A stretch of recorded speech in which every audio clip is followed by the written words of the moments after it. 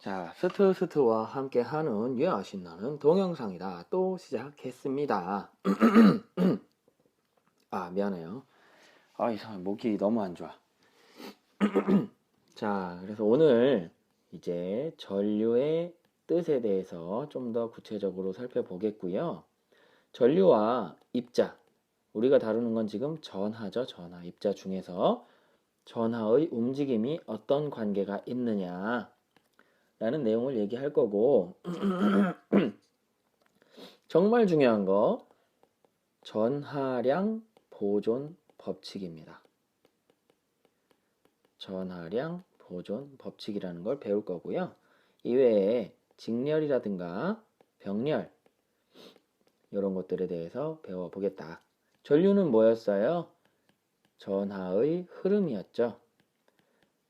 우리가 앞단원에서 전기현상의 원인, 그래서 전기의 발생이 어떻게 나타나느냐 이걸 배웠습니다. 결론은 뭐였어요? 전하라는 것이 뭘 만든다? 그렇죠. 전기현상을 만들어낸다.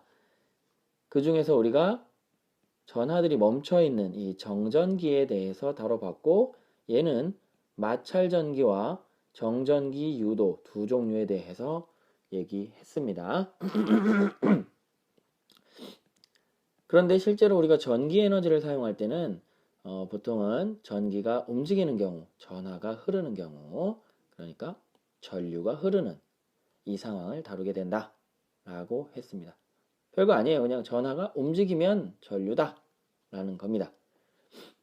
그래서 우리가 옛날에 이렇게 회로가 있을 때, 아니요, 이렇게 건전지가 있을 때 건전지를 연결하고 여기 전구 같은 거 있죠.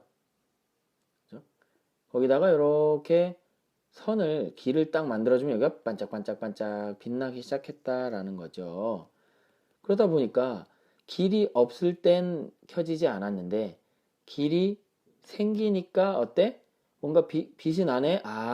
뭔가 길을 따라서 흘러다니나 보다 해서 얘를 전기가 흘러다닌다 해서 전류라고 이름을 지어준 거고요.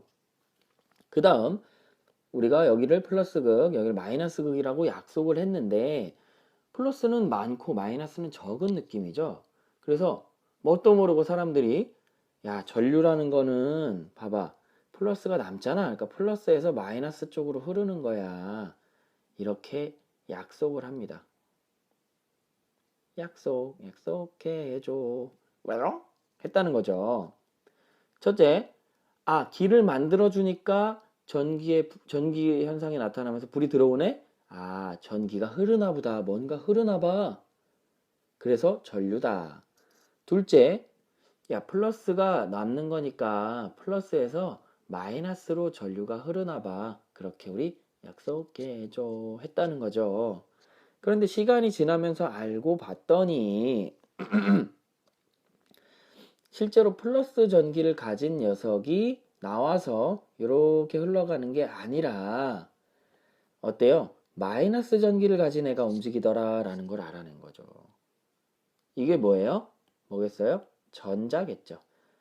마이너스 전기를 가진 전자가 움직이는 거다라고 하는 거예요. 그걸 알아냈다는 거죠. 그럼 생각해 봅시다. 우리가 나 성적 올랐어 이렇게 얘기할 때 꼭 이게 점수가 올랐다라는 걸 얘기하는 건 아닐 수 있죠. 보통 우리는 뭘 가지고 얘기해요? 등수를 가지고 얘기하죠. 그러면 성적이 올랐다는 얘기는 등수가 올랐다는 거예요. 그런데 중간고사 우리는 보지 않지만 중간고사가 80점이었는데 기말고사도 80점이야.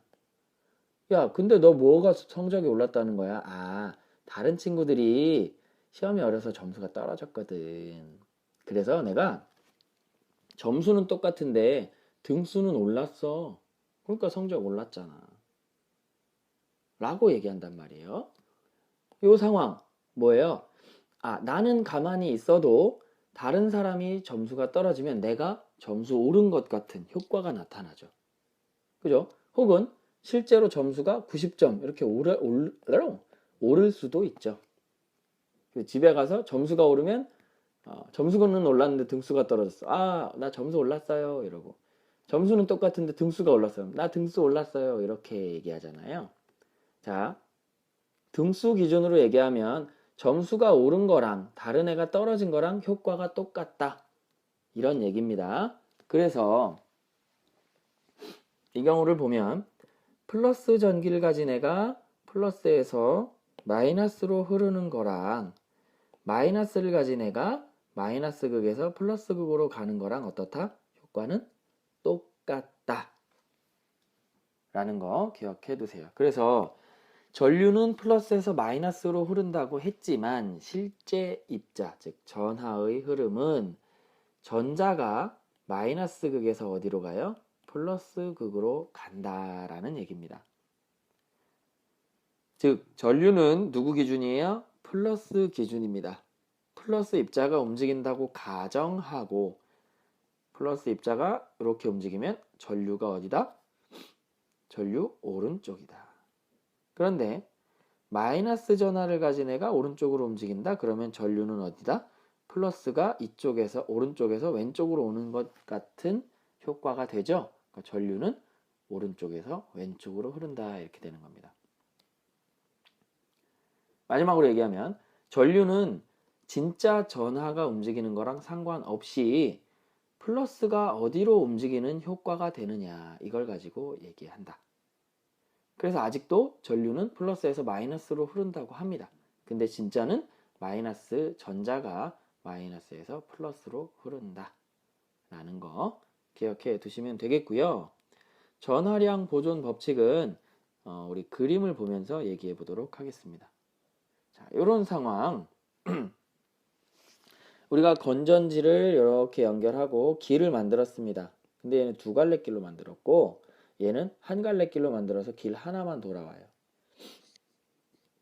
왼쪽 거는 건전지에서 전류가 이렇게 나와서 길 하나 따라가고 여기서 갈림길에서 또 다시 가서 이렇게 갑니다. 그런데 이렇게 갈림길에서 나눠진다고 하더라도요. 갈림길에서 나눠져도 처음에 10개가 나왔습니다. 그랬을 때 이 오른쪽 아래쪽 길로 7개, 위쪽 길로 3개가 가더라도 다시 만날 때까지 전하들은요.